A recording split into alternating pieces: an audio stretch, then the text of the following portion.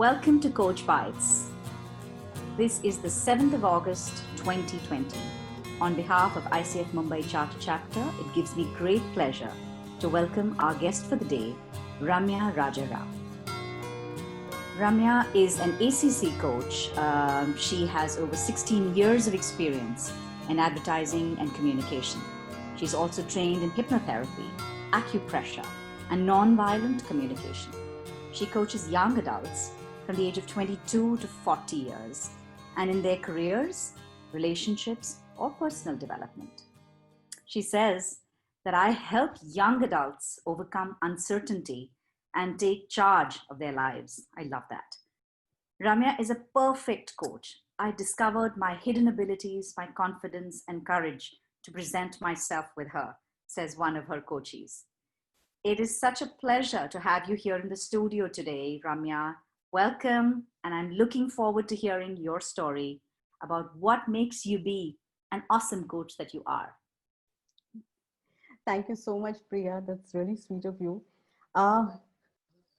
Whether I'm an awesome coach or not, I don't know as yet, but coaching is something, it fascinates me. I truly, truly love coaching. And coaching happened to me because of my deep interest in alternative forms of medicine. I know that's a little away from where I am right now, but my journey started with that. I learned hypnotherapy. I learned about 15 years back. And I also had my full-time job in advertising, but I was doing it at the same time. And I wanted to learn much more, different kinds of modalities. I was so fascinated with this. And I learned graphology, I learned acupressure, I learned nonviolent communication. I learned the different integrated therapies. And it was during this time I found coaching. I really, really enjoyed the entire process of being trained. And then there was no looking back. I really enjoyed it. Coaching really fascinates me. The potential impact that you get is so deep reading, deep acting. So that's what I enjoy about coaching. That was lovely. Thank you for sharing that. And, I've always been very fascinated. In fact, when I get introduced to a new coach, I always try to find out what's their story, what took them to coaching. And and it's interesting that, you had alternative, medicines and alternative treatments that you were sort of employing yourself into or putting your mind into, and then you discovered coaching from there. Very fascinating.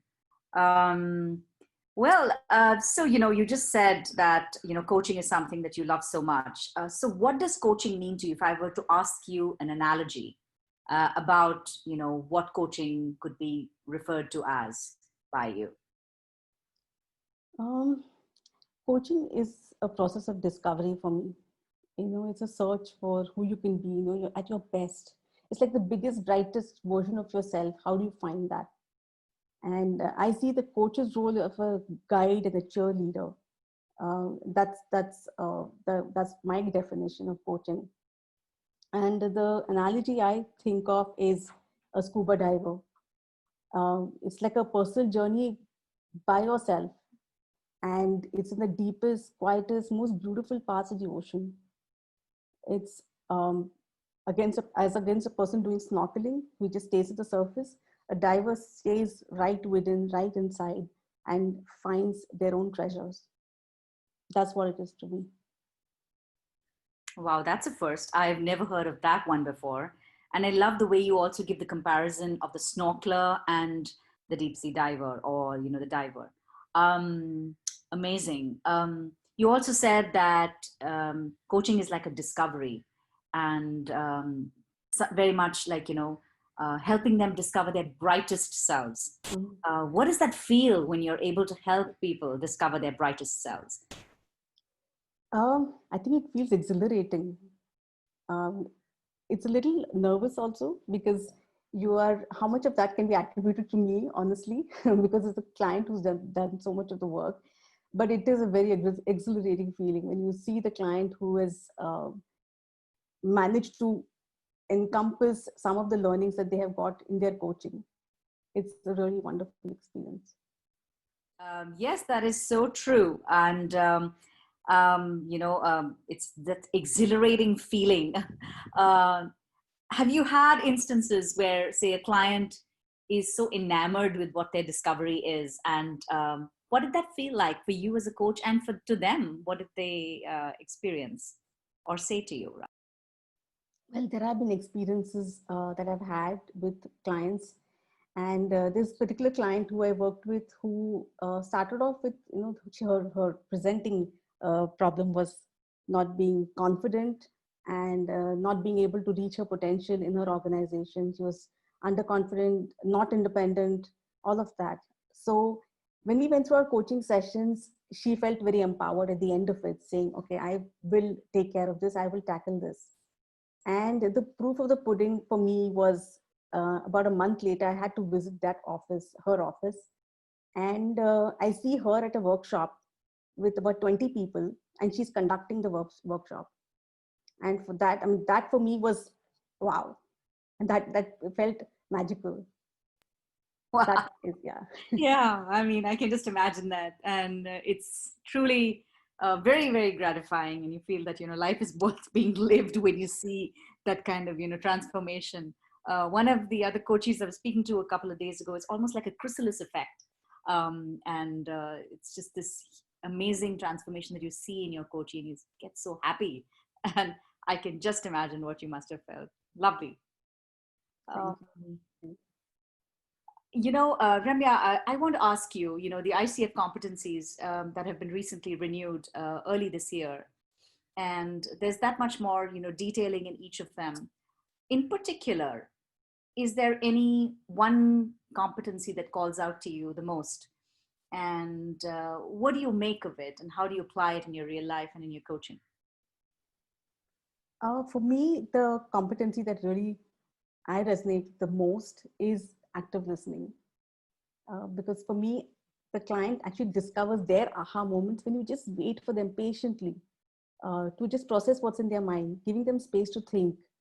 So when you give that kind of space, it demonstrates respect and humility also for me. And that is so important for them to reach the point that they want to. And how do I bring that alive in my life is, I have always been told I'm a good listener. But I think the one that actually helped me take it further was hypnotherapy, because you obviously have to you have to be attentive and read between the lines when you're listening to what the client is saying. Um, and that was actually the turning point for me. It also taught me to lean in and focus a lot. And for me, when active listening is a part of your life, it just becomes a natural way of interacting with people. So it's a very important thing for me as a person in any case. Indeed. And can you tell me a little bit about how do you feel active listening helps, not only in your, coaching engagements, but in life in particular? What does active listening do for us as human beings? Active listening is actually, I would think, pretty difficult for people to do and achieve. There's too much mind chatter that we have nowadays, too much. It's probably worse than what it was earlier. And just cutting through all that chatter and just listening to what's actually inside your mind, for starters, just focusing on yourself, that itself is an achievement. And when you move on to other people, cutting through whatever they're saying, whatever's at the surface, and looking deep within, that takes a lot of effort, because you're actually staying quiet yourself and you're waiting for them to patiently tell their story and bring it alive. So if I'm not actually holding on to the client at that point by listening actively, then I lose the magic of that moment. That's what I feel. Very true, Ramya. And the more I think about it, even in our daily conversations with our, friends, family, partners, with our colleagues, there is just such a big value to active listening. Half the time we're ready with answers before they've even finished what they're saying. And we form judgments before they've even completed what they're trying to narrate. And we have our own mind chatter that's going on about, how we want to have a bias about that particular situation or that particular thing that has happened.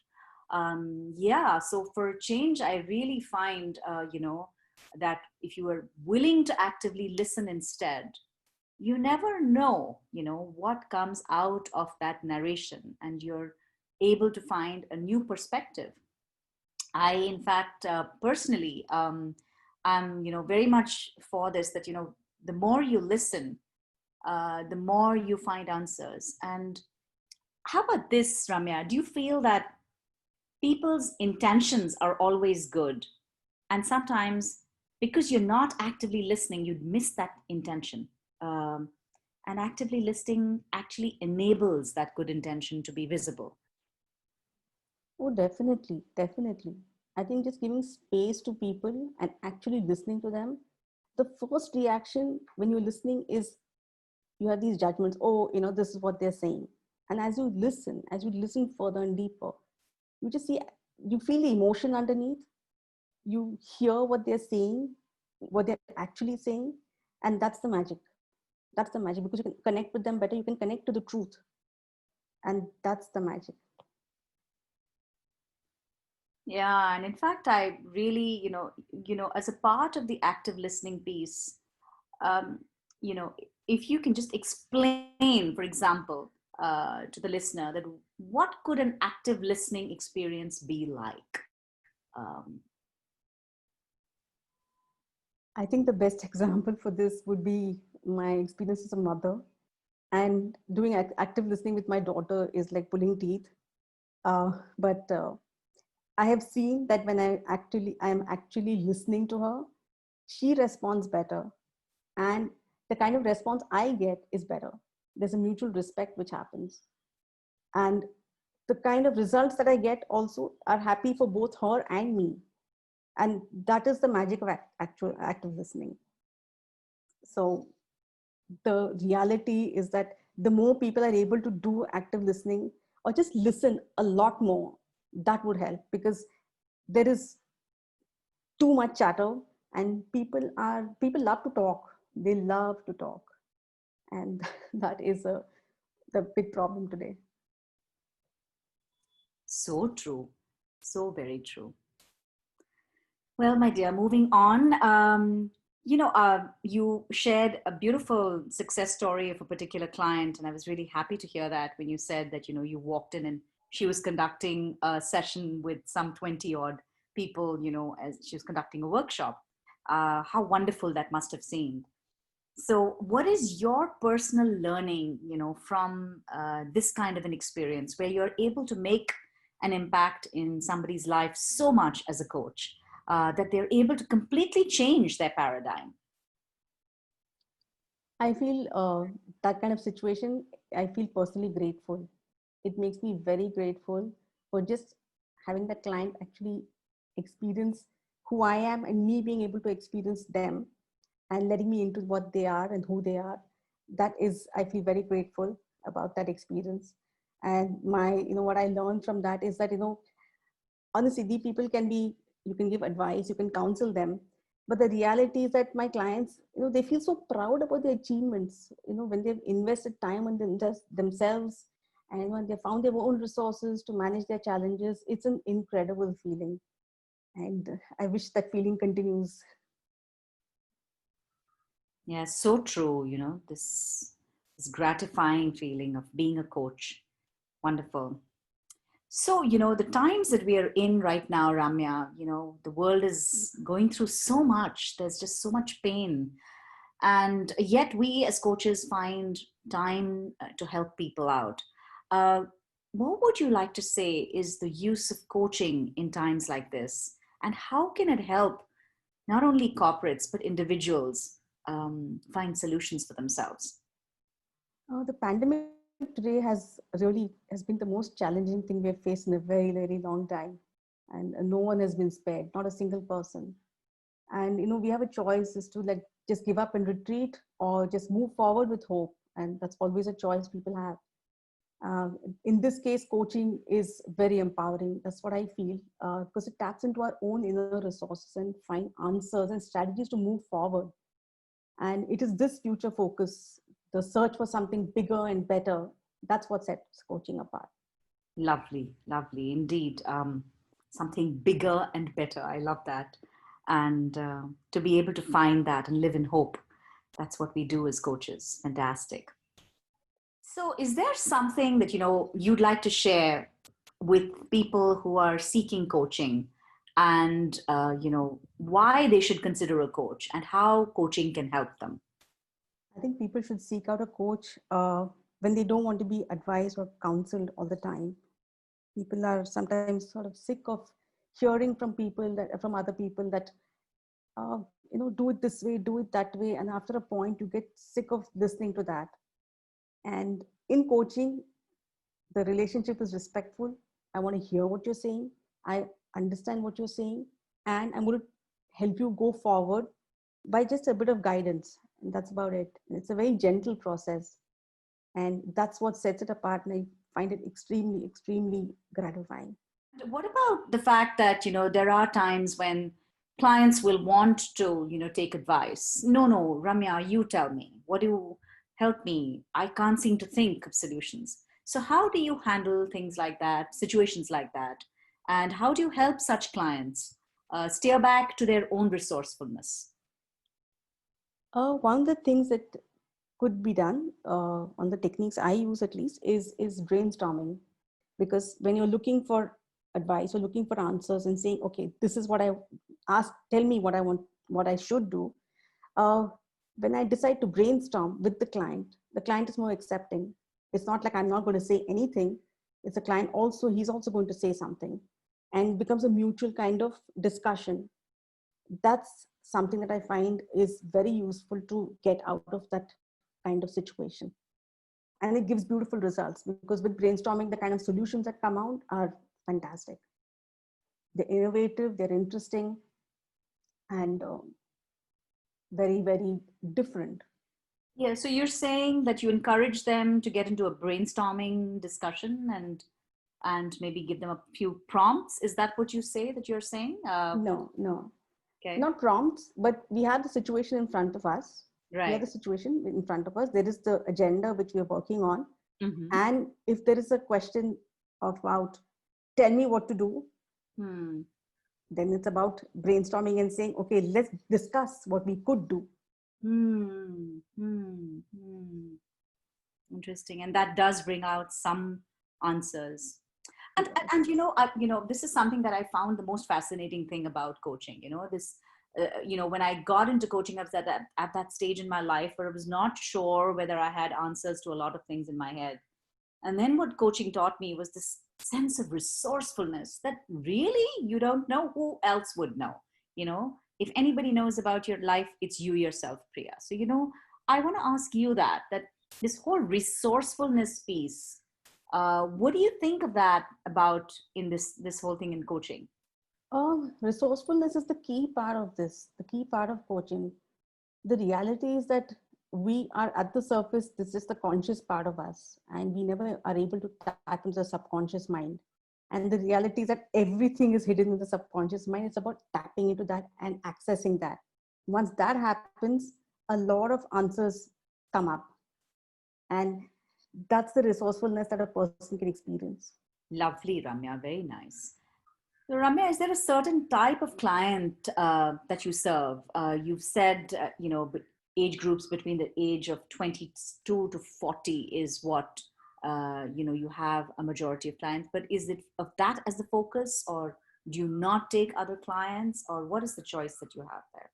The reality is that coaching is for everyone. The usefulness of focusing on a certain demographic or a psychographic is the fact that they're the kind of people who will probably be attracted to you. You're focused. And that's coming from my advertising days. You have to have a very clear target audience. And the reason of, yeah, the Very reason true, for, very true. yeah, that's true. The reason for it being young adults, uh, the ones I've worked with, it has been very interesting because they have the opportunity to mold their lives at a very early stage. They're not, into the real life, you would say. It comes much later. And the kind of things they desire at that stage, there's success, they want independence, they want financial stability, they want social acceptance. all of that, they want that. And they're ambitious, they're explorers, they're experimentative. They have access, they have so much exposure to information. They're the kind of people who surprisingly reach out to coaches. At least that's the kind of clientele I have been working with. And you would be surprised at the kind of issues they come up with. As a youngster, I would have never ever thought about it. Of course, we didn't even consider things like this. But it's very interesting that actually reaching out for help. It also probably indicates the fact that maybe they don't have other sources of support, or maybe just peers at the most. But beyond that, they don't have an active support system. And that's what it's indicating for me. Lovely, Ramya. So Ramya, you've been part of the ICF Mumbai Charter Chapter, and it's always so nice to have a variety of coaches who've just about started, coaches who are up the curve, coaches who are veterans, and it's so nice to have all of us as one big family. What is your experience of the chapter, and how would you, like to share anything about it? My experience has been wonderful until now. I've been a member for about 1 year now, and I have gained so much. I have learned so much. I have experienced meeting people and webinars and support systems and peer coaching. It's been incredible. The kind of support that as a new coach, about 2 years I've been coaching, but I think I still consider myself a new coach. As that, it's been hugely supportive. Just being part of a peer coaching session, that was so beautiful. The very fact that ICF Mumbai offered something like that was so wonderful. So it's been an incredible experience. I really find it so valuable to be part of ICF Mumbai. I would honestly recommend it to everybody. Thank you so much for sharing your time with us, Ramya. It has been an absolute pleasure, and on behalf of ICF Mumbai Charter Chapter, this is Priya Sharma Shaikh signing off. Until next time, be safe and happy, and keep coaching.